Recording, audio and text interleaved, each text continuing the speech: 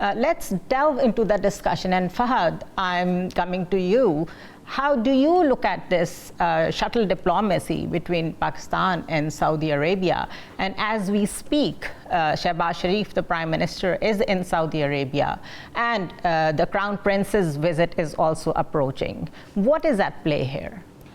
I think the diplomacy with Saudi Arabia has really kicked up into higher gear the last couple of months, especially with the visit of the Saudi delegation, which was led by the foreign minister. What we've heard is that during that visit, some actual substantive work was done in terms of investments and Saudi ownership or Saudi involvement in a lot of important projects. So I think this is this visit, which appears to be a follow-up to that visit, should hopefully see some closures on some projects in terms of investment coming into Pakistan. Now, of course, when the Saudi delegation came to Pakistan, there was talk of many specific projects. Now, even if some of those end up being signed upon, I think it'll mean a significant amount of investment coming into Pakistan. So that's the good news.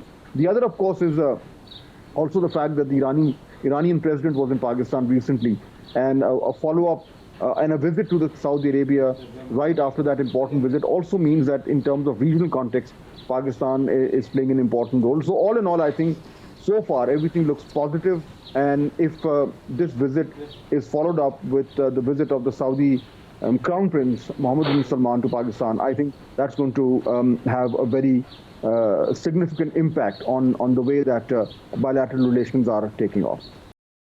Right, Mr. Right. Fahd, the people I've been talking to in Washington, they are very clear on it, that US is really serious about the sanctions thing. And it is not going to budge off against it if Pakistan continue to do business with Iran. At the same time, we have legal binding to complete that gas pipeline. Are we in a tight corner? We are, in fact, in a very tight corner. And I think a lot of blame should be apportioned on our own side. I think, I've also spoken with a lot of people to try and understand where things stand, and the sense that I get is that there have been a lot of mistakes at our end, there are a lot of decisions which could have been much better. As a result of which, now we are at a position where we are legally bound to go ahead with the pipeline, and if we don't, then Iran can take us to court, and we could be slapped with a very heavy fine, some estimates say almost somewhere near 18 billion US dollars, and if we go ahead with it, then we could end up being sanctioned by the US. So it's a very difficult spot that we are in now. How did we reach here? Who were the people who should have taken more timely decisions? Were we late in understanding that we could be taken into arbitration by the Iranian government? All of these things show a lack of timely decision-making in Islamabad.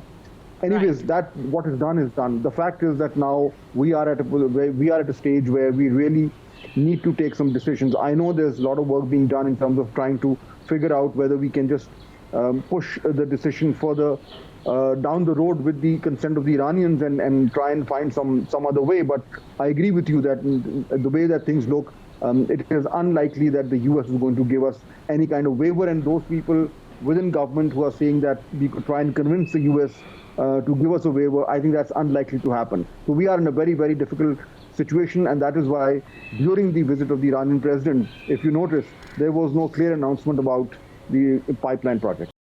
Yeah,